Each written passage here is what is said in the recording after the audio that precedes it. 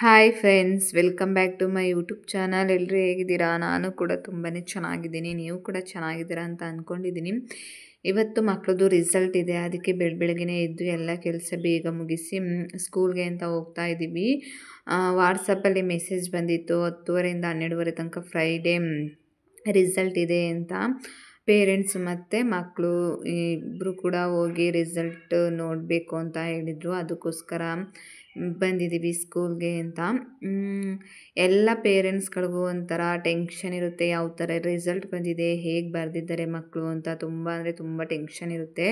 ಅದೇ ಥರ ನನಗೂ ಕೂಡ ತುಂಬ ಟೆನ್ಷನ್ ಇತ್ತು. ಕಷ್ಟಪಟ್ಟು ಅಷ್ಟು ದುಡ್ಡೆಲ್ಲ ಕಟ್ಟಿ ಮಕ್ಕಳು ಚೆನ್ನಾಗಿ ಓದಬೇಕು, ಮುಂದೆ ಬರಬೇಕು ಅಂತ ತುಂಬ ಕಷ್ಟಪಟ್ಟಿರ್ತಾರೆ ಪೇರೆಂಟ್ಸ್ಗಳು. ಅದ್ರ ತಕ್ಕಾಗಿ ಮಕ್ಕಳುಗಳು ಒಳ್ಳೆ ರಿಸಲ್ಟ್ ತಗೊಂಡ್ರೆ ತುಂಬ ಖುಷಿ ಆಗುತ್ತೆ ಅಂತ ಹೇಳ್ಬೋದು. ಬಂದಿದ್ದು ನನ್ನ ಮಗಳದು ರಿಸಲ್ಟು ತುಂಬ ಚೆನ್ನಾಗೇ ಬಂದಿತ್ತು. ನಾನು ಒಳಗಡೆ ಇರೋದು ಯಾವುದೇ ಪೇರೆಂಟ್ಸ್ಗಳು ತುಂಬ ಇದ್ರಲ್ವ, ಅದಕ್ಕೆ ನಾನು ವೀಡಿಯೋ ಮಾಡೋಕ್ಕಾಗಲಿಲ್ಲ. ನನ್ನ ಮಗಳು ರಿಸಲ್ಟು ತುಂಬ ಚೆನ್ನಾಗಿ ಬಂದಿತ್ತು, ಏನು ಪ್ರಾಬ್ಲಮ್ ಇಲ್ಲ, ಚೆನ್ನಾಗಿ ಓದ್ತಾಳೆ, ಸ್ಕೂಲೆಲ್ಲ ಚೆನ್ನಾಗಿ ಮೇಂಟೈನ್ ಮಾಡ್ತಾಳೆ, ಕ್ಲಾಸ್ಗೆ ಲೀಡ್ರು ಕೂಡ ಅವಳೆ ಅಂತ ಹೇಳಿದ್ರು. ಬಟ್ ನನ್ನ ಮಗಂದು ಗುರುವಾರನೇ ಮಾರ್ಕ್ಸ್ ಕಾರ್ಡ್ ಎಲ್ಲ ಕೊಟ್ಟು ರಿಸಲ್ಟ್ ಹೇಳ್ದು ಅಂತ ಹೇಳಿದ್ರು. ಬಟ್ ನನ್ನ ಮಗಳದು 3rd ಸ್ಟ್ಯಾಂಡರ್ಡ್ ಅವ್ರದ್ದು ಯಾವಾಗಲೂ ನನಗೆ ಮೆಸೇಜ್ ಬರ್ತಾನೆ ಇರುತ್ತೆ, ಯಾವ ಹೋಮ್ವರ್ಕ್ ಕೊಡಲಿ ಏನು ಕೊಟ್ಟರು ಕೂಡ. ಬಟ್ ನನ್ನ ಮಗಂದು 1st ಸ್ಟ್ಯಾಂಡರ್ಡ್ ಮೆಸೇಜ್ ಬರ್ತಾನೆ ಇರಲಿಲ್ಲ, ನನಗೆ ಆಗಲಿ ನಮ್ಮ ಹಸ್ಬೆಂಡ್ಗೆ ಆಗಲಿ ಇಬ್ರಿಗೂ ಕೂಡ ಬರ್ತಾ ಇರಲಿಲ್ಲ. ಅದಕ್ಕೆ ಸ್ವಲ್ಪ ವೆಯ್ಟ್ ಮಾಡಿ ಕೊಡ್ತೀನಿ ಅಂತ ಹೇಳಿದ್ರು. ಅದಕ್ಕೆ ಈಚೆಗಡೆ ಸ್ವಲ್ಪ ಕೂತ್ಕೊಂಡು ವೆಯ್ಟ್ ಮಾಡ್ತಾಯಿದ್ದೀವಿ. ಮತ್ತು ನನ್ನ ಮಗನ ರಿಸಲ್ಟ್ ಕೂಡ ಕೊಟ್ಟರು. ತುಂಬ ಸೈಲೆಂಟು, ತುಂಬ ಚೆನ್ನಾಗಿ ಓದ್ತಾನೆ, ತುಂಬ ಅಂದರೆ ತುಂಬ ಸೈಲೆಂಟು, ತುಂಬ ಇಂಪ್ರೂವ್ ಆಗ್ತಾ ಇದ್ದಾನೆ ಅಂತ ಹೇಳಿದ್ರು. ಇಬ್ಬರದು ಕೂಡ ತುಂಬ ಚೆನ್ನಾಗಿ ರಿಸಲ್ಟ್ ಬಂದಿತ್ತು. ಇವಾಗ ಹೋಗ್ತಾ ಇದ್ದೀವಿ. ನಮ್ಮ ಮನೆಯವರು ವ್ಯಾಪಾರ ಮಾಡ್ತಾರಲ್ಲ, ಅಲ್ಲಿ ಒಂದು ತೋಟ ಇತ್ತು, ಅಲ್ಲಿ ಮಾವಿನಕಾಯಿ ನೋಡಿ ಮಾವಿನಕಾಯಿ ತಿನ್ನಬೇಕು ಅಂತ ಅನಿಸ್ತು. ಅದಕ್ಕೆ ನಮ್ಮ ಮನೆಯವರು ಫ್ರೆಂಡ್ಗೆ ಫೋನ್ ಮಾಡಿ ಕೇಳಿಬಿಟ್ಟು ಮಾವಿನಕಾಯಿ ಕಿತ್ಕೊಬಂದು ಕೊಟ್ಟರು. ಮತ್ತು ಬೆಳಗ್ಗೆನೇ ಕೋಳಿ ಎಲ್ಲ ಕ್ಲೀನ್ ಮಾಡಿ ಇಟ್ಬಿಟ್ಟು ಹೋಗಿದ್ದು. ಅದಕ್ಕೆ ಬಂದು ಕೋಳಿ ಸಾಂಬಾರು ಮಾಡೋಣ, ನಾಟಿ ಕೋಳಿ ಅಂತ ಮಾಡ್ತಾಯಿದ್ದೀನಿ. ಈ ಕಡೆ ಶುಂಠಿ ಬೆಳ್ಳುಳ್ಳಿ ಪೇಸ್ಟು ಮತ್ತು ಈರುಳ್ಳಿ ಪೇಸ್ಟು ಮತ್ತು ಈ ಕಡೆ ತೆಂಗಿನಕಾಯಿ ಕಟ್ ಮಾಡಿ ಇಟ್ಕೊಂಡಿದ್ದೀನಿ. ಶುಂಠಿ ಬೆಳ್ಳುಳ್ಳಿ ಪೇಸ್ಟು ಮತ್ತು ಈರುಳ್ಳಿ ಪೇಸ್ಟ್ ಈ ಥರ ಸಪ್ರೇಟಾಗಿ ಆಡಿಸ್ಕೊಂಡು ಮಾಡಿದ್ರೆ ತುಂಬ ಚೆನ್ನಾಗಿರುತ್ತೆ. ಮತ್ತು ಚಕ್ಕೆ, ಲವಂಗ ಮತ್ತು ಸ್ವಲ್ಪ ಕೊತ್ತಂಬರಿ ಸೊಪ್ಪು ಹಾಕ್ಕೊಳ್ತಾ ಇದ್ದೀನಿ. ನೀವು ಬೇಕು ಅಂದರೆ ನೀವು ಗಸಗಸೆ ಕೂಡ ಹಾಕೋಬೋದು. ಬಟ್ ನಾನು ಗಸಗಸೆ ಇಲ್ಲಿ ಹಾಕ್ತಾಯಿಲ್ಲ, ನಮ್ಮ ಮನೆಯವ್ರಿಗೆ ಗಸಗಸೆ ಹಾಕಿದ್ರೆ ಆಗಲ್ಲ, ಅದಕ್ಕೋಸ್ಕರ ಒಂದೇ ಒಂದು ಸ್ಮಾಲ್ ಟೊಮೊಟೊ ಹಾಕ್ತಾಯಿದ್ದೀನಿ. ಇದೆಲ್ಲ ಸ್ವಲ್ಪ ಗ್ರೈಂಡ್ ಮಾಡಬೇಕು. ಇವಾಗ ಚಕ್ಕೆ ಲವಂಗ ಎಲ್ಲ ಗ್ರೈಂಡ್ ಮಾಡಾಗಿದೆ, ಕಾಯಿ ಎಲ್ಲ ರುಬ್ಬಾಗಿದೆ. ಇವಾಗ ನಾನು ಒಂದು 2.5 ಸ್ಪೂನಷ್ಟು ನಾನು ಮಟನ್ ಸಾಂಬಾರು ಪೌಡ್ರ್ ಹಾಕ್ತಾಯಿದ್ದೀನಿ. ಅಂದರೆ ಮನೆಯಲ್ಲೇ ಮಾಡಿರೋವಂಥ ಖಾರದ ಪುಡಿ ಇದು.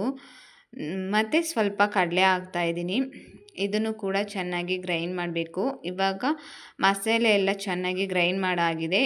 ಇದಕ್ಕೆ ನಾವು ಸ್ವಲ್ಪ ಒಗ್ಗರಣೆ ಮಾಡಬೇಕು. ಈಗ ಒಂದು ಕುಕ್ಕರ್ ಇಟ್ಕೊಂಡಿದ್ದೀನಿ. ಒಂದು ಕುಕ್ಕರ್ಗೆ ಸ್ವಲ್ಪ ಆಯಿಲ್ ಹಾಕಿದ್ದೀನಿ. ಎಣ್ಣೆ ಕಾದ ನಂತರ ಫಸ್ಟು ನಾವು ಇದು ಈರುಳ್ಳಿ ಪೇಸ್ಟ್ ಹಾಕೋಬೇಕು. ಈರುಳ್ಳಿ ಕಲರು ಸ್ವಲ್ಪ ಚೇಂಜ್ ಆಗಬೇಕು, ಆ ಥರ ಚೆನ್ನಾಗಿ ಫ್ರೈ ಮಾಡಬೇಕು. ಬೇರೆಯವರು ಅರಿಶಿನ ಈರುಳ್ಳಿ ಅಂತ ಬೇರೆಯೇ ಆಡಿಸ್ಕೊಳ್ತಾರೆ, ಬಟ್ ನಾನು ಆ ಥರ ಮಾಡಲ್ಲ. ಪೇಸ್ಟ್ಗಳು ಆಡಿಸ್ಕೊಂಡು ಮನೇಲೇ ಮಾಡ್ತೀನಿ. ನಾನು ಪ್ಯಾಕೆಟ್ ಕೂಡ ನಾನು ಯೂಸ್ ಮಾಡಲ್ಲ. ನಾನು ಮನೇಲೇ ಶುಂಠಿ ಬೆಳ್ಳುಳ್ಳಿ ಪೇಸ್ಟು, ಈರುಳ್ಳಿ ಪೇಸ್ಟು ಪ್ರತಿಯೊಂದು ಕೂಡ ನಾನು ಮನೇಲೇ ಆಡಿಸ್ಕೊಳ್ತೀನಿ. ಇವಾಗ ನಾನು ಈರುಳ್ಳಿ ಸ್ವಲ್ಪ ಕಲರ್ ಕೂಡ ಚೇಂಜ್ ಆಗಿದೆ. ಈರುಳ್ಳಿಗೆ ಸ್ವಲ್ಪ ಅರಿಶಿನ ಮತ್ತು ಈರುಳ್ಳಿ ಎರಡು ಮಿಕ್ಸ್ ಮಾಡಿ ರುಬ್ಬಿರೋ ಅಂಥದ್ದು ಇದು. ಈರುಳ್ಳಿ ಕಲರ್ ಚೇಂಜ್ ಆಗೋವರೆಗೂ ಸ್ವಲ್ಪ ಫ್ರೈ ಮಾಡಬೇಕು.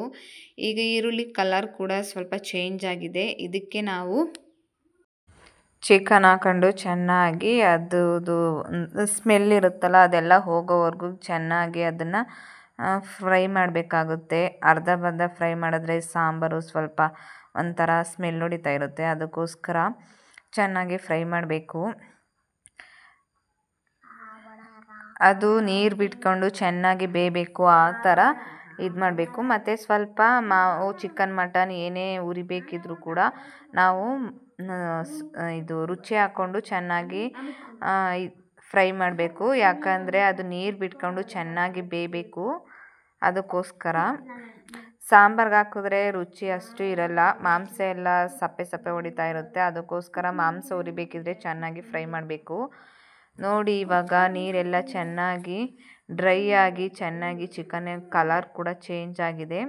ಇವಾಗ ನಾವು ಗ್ರೈಂಡ್ ಮಾಡಿ ಇಟ್ಕೊಂಡಿದ್ವಲ್ಲ ಅದರದ್ದು ಮಸಾಲೆ ಹಾಕ್ಕೋಬೇಕು.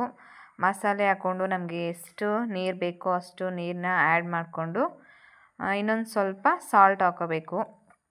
ನಾವು ಆಲ್ರೆಡಿ ಚಿಕನ್ ಉರಿಬೇಕಿದ್ರೆ ಸ್ವಲ್ಪ ಸಾಲ್ಟ್ ಹಾಕ್ಕೊಂಡಿದ್ದೀವಿ. ಅದಕ್ಕೆ ಇವಾಗ ನಾನು ಸ್ವಲ್ಪ ಮಾತ್ರ ಹಾಕ್ತಾಯಿದ್ದೀನಿ. ಇವಾಗ ಕುಕ್ಕರ್ ಕ್ಲೋಸ್ ಮಾಡಬೇಕು. ಕ್ಲೋಸ್ ಮಾಡಿಬಿಟ್ಟು ಇದು ನಾಟಿ ಕೋಳಿ ಆಗಿರೋದ್ರಿಂದ ಒಂದು 5-6 ವಿಸಿಲ್ ಹೊಡಿಸ್ಬೇಕಾಗುತ್ತೆ. ಯಾಕಂದರೆ ನಾಟಿ ಕೋಳಿ ಸಿಕ್ಕಾಪಟ್ಟೆ ಗಟ್ಟಿ ಇರುತ್ತೆ ಮಾಂಸ, ಅದಕ್ಕೋಸ್ಕರ.